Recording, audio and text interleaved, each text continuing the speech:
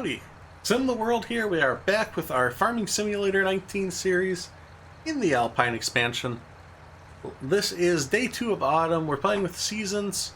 We are working on our dairy farm and we've got precision farming. And last episode we bought our first field that we purchased. Since we're playing with precision farming, it is important that we get it plowed and limed and fertilized correctly. I haven't even checked if the test results are back yet for the field. We should do that. Pulling out of that was difficult. Let me check the menu here. Go to the field. Precision farming. Okay, so the results did come back in. Let's take a look. So, most of the field seems to be loam. A little bit of sandy loam, but most of it's loam, which, as far as for yield potential, I don't know if that's going to be good for us or not. We're going to want to make sure the pH is to its, and the nitrogen is to the full amount. Sorry, somebody's in the back there. He wants us to move. So that's what today's episode is going to be about. We're on our way. I emptied the fertilizer. We didn't have much left in there. I think I was going to refill it. There's only 700 liters left in the tank. And I was just going to refill it for next year, but then I'm like, oh wait, this can do lime too, which we're going to have to lime this field, and that's, exactly where we're headed.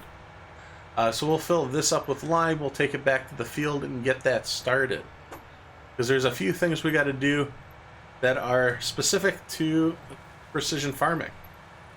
The main one being that we can set, and I know we talked about this in an early episode when we were fertilizing, but precision farming gives you the tools to be able to control how much lime and fertilizer is dispensed.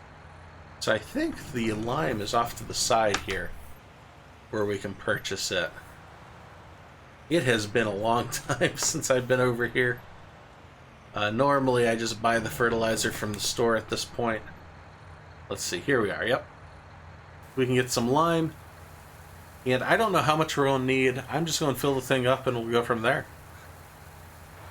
So I was looking at, and I'm cutting through the circle. I was looking at the menu here, and prices for dairy are up to $1,600 for every 1,000 liters. Manure is up pretty high too. It's a good price, don't get me wrong. It's actually pretty high for the summer, but it is. I think we'll get more in the winter. Specifically, I'm expecting to be able to get top dollar for milk because we've been holding out all year. There's no milk in this whole valley. No one's got anything.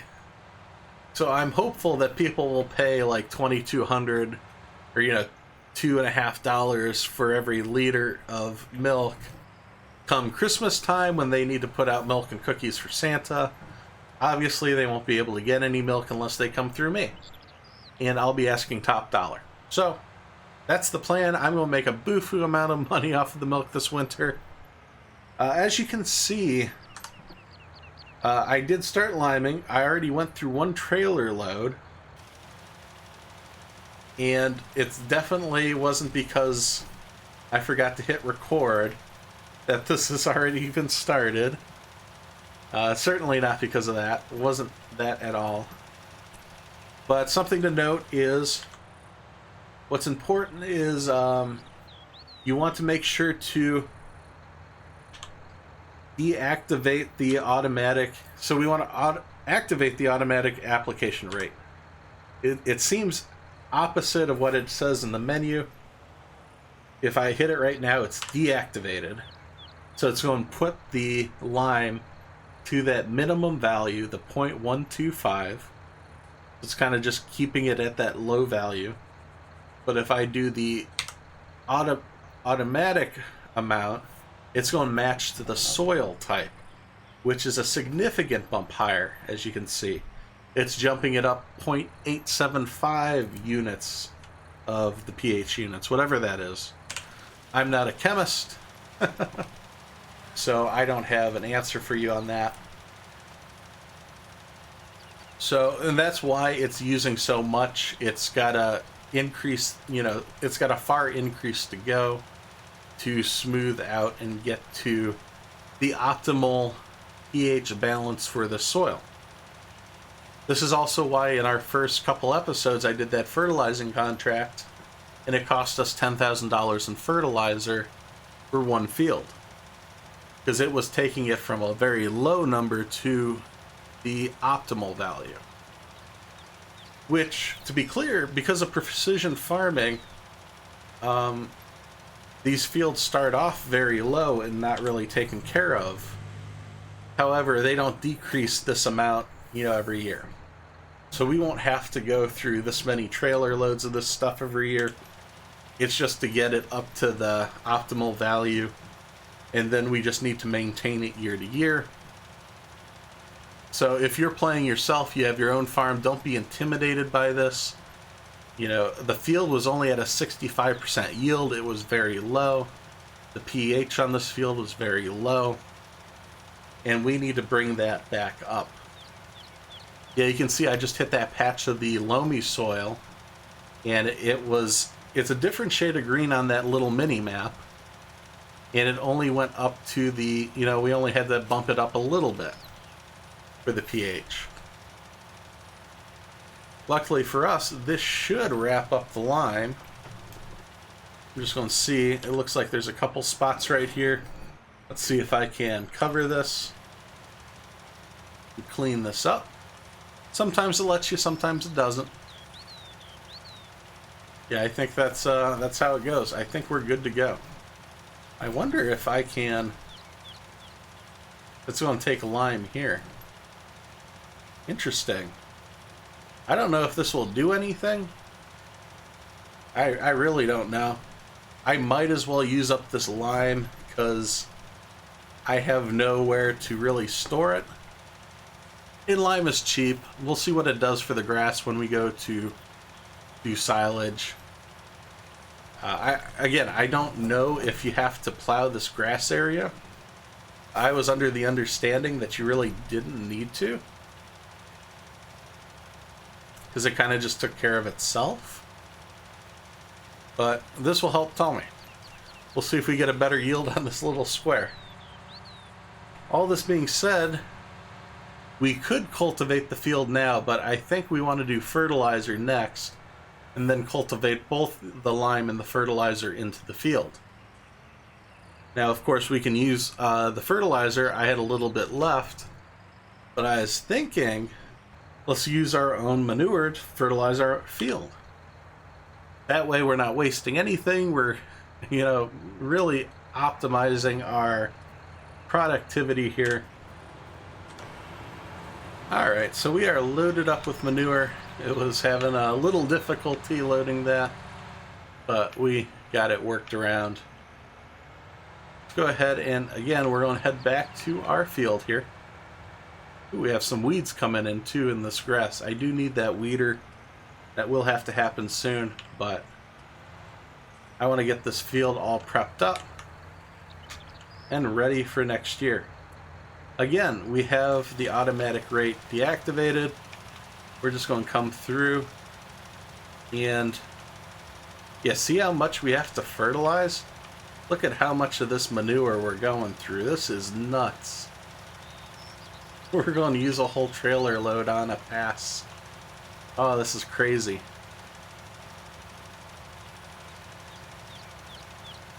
But of course, manure goes a lot quicker than your fertilizer would.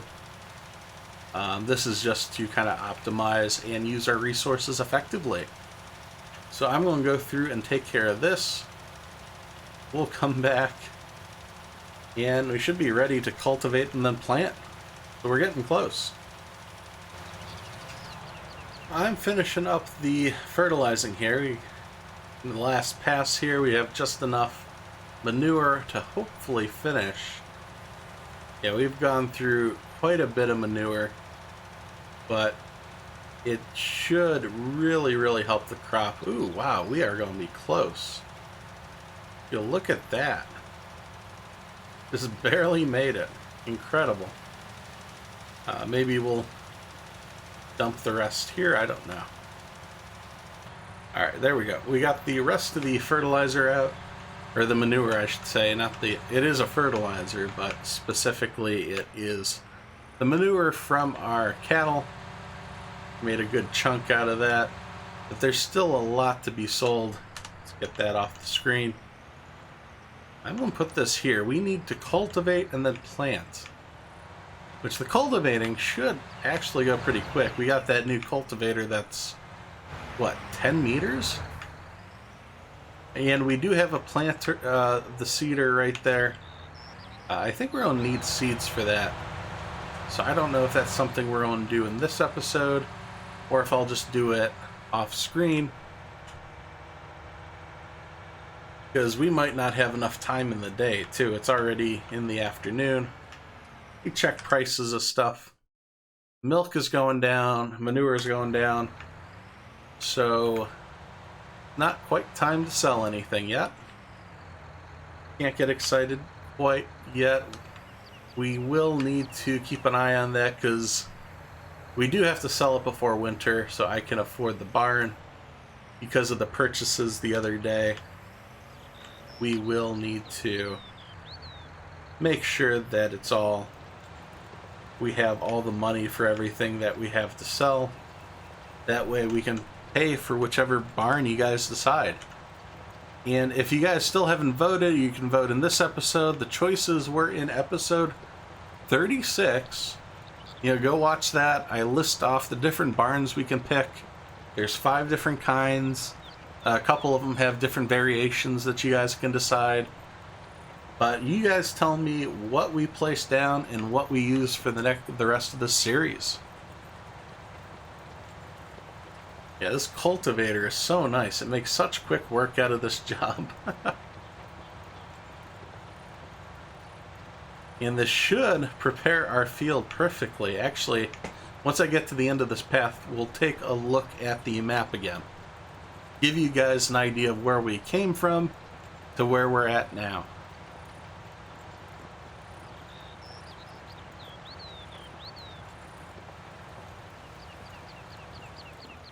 There we go. Let's take a look at the menu here. So as far as the map goes, you can see, so this is the main map that you have. It tells you the different types here, what needs to be, you know, which stage of growth it is. Our field has already been plowed. We're in the process of cultivating it.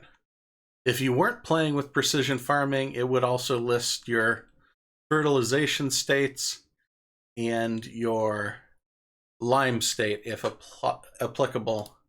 But that's actually over here.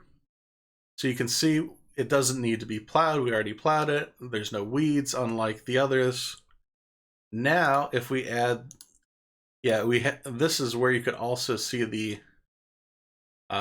fertilizing and lime states if it were in the regular version. Well, let's go to the precision farming tab.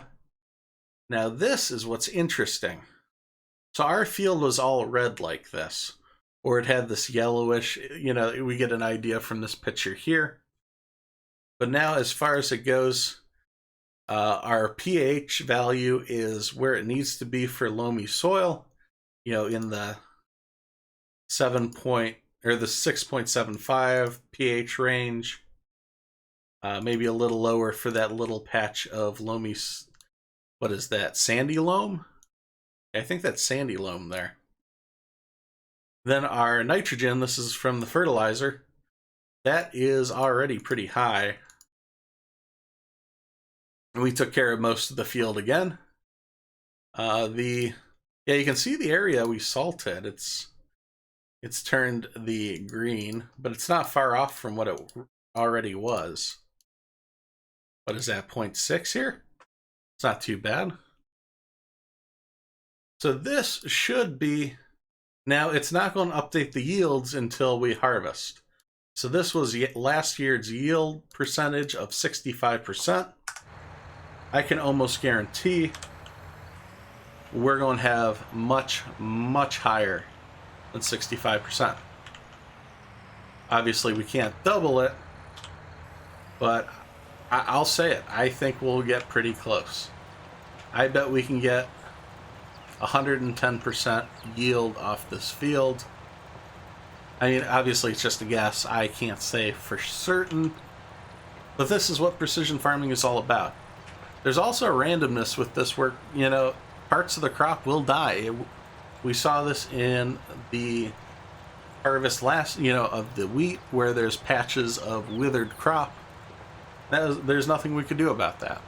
So let's see. At the end of next year, we'll see how the harvest turns out. But hopefully this kind of demystifies the precision farming. It was really simple, just a matter of, you know, plowing, putting in some lime, throwing down some fertilizer, and now we're cultivating over it, you know, getting that into the soil. And after this, I'll go ahead, you know, probably in the next day, and plant our canola seed. Of course, you guys don't need to watch that. And I'll come back to you guys in mid-autumn with any updates. And with our next, you know, tasks, what we're going to do. Because after we get this field planted, really all we got left to do is any odds and ends contracts to make some side money. We'll keep maintaining the cows. But I would like to... We should be able to bale our grasslands one more time for silage. And that could earn us a little extra money too. So we'll take a look at that. Maybe I'll keep a few of those bales, we'll see. But since we cut the grass right at the beginning of spring, when it was ready to be cut, or I think the beginning of summer, we should be able to get one more cut out of it. So all this being said, we're miles away from where we were this time last year in game. So here's to another successful harvest, hopefully next year. But to do that, we obviously have to get some work done in the foreground. But thanks for watching as I simulate my life one game at a time. If you enjoyed this video, please be sure to hit subscribe so you don't miss any of the future action. You can follow on Twitter for updates to future games being played, as well as follow on Twitch, as I'll occasionally stream live. Thanks, and I'll see you next time at SimTheWorld.